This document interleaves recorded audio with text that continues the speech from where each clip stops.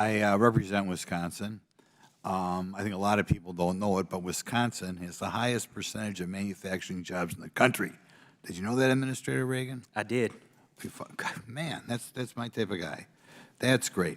Okay, so we have a little bit of a problem, though, with our Wisconsin manufacturing along Lake Michigan.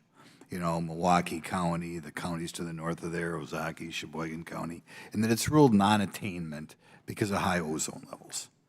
Now, those ozone levels only occur in certain days along Lake Michigan, and it's something to do about the interaction of the sun and the lake and that sort of thing.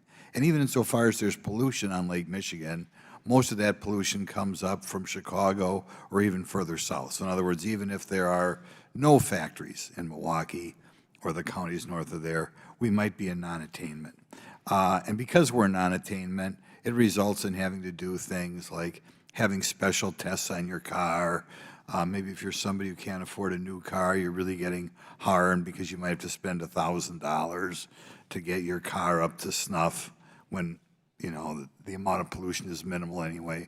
So I always feel this thing really disproportionately affects the poor person who, if I have a new car for 5 years, I'll pass that thing no problem. Right. But if I have an old car, like I said, it may be pay $800 or pay $8,000 or get yourself a new car. Are you guys working towards or have a plan towards getting places like Milwaukee and the surrounding area back in attainment so our factories do not have to be at a competitive disadvantage, not only with the rest of the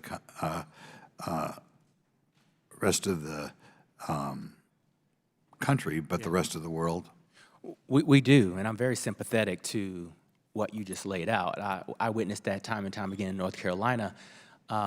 The plan that we had in place to begin to help places like Milwaukee, the Supreme Court just shut it down. I believe that when air pollution comes from another state and impacts a state, that state should not be penalized. And so our good neighbor rule was designed to stop pollution from coming across borders and being an economic disruptor or health disruptor for other states. We'll continue to work with our state agencies to be sure that when we look at high ozone action days or ozone pollution, that we can properly assess where it's coming from so that we're not penalizing the wrong people. I'd be happy to work with you. And like I said, my heart goes out to the people who can't afford a new car.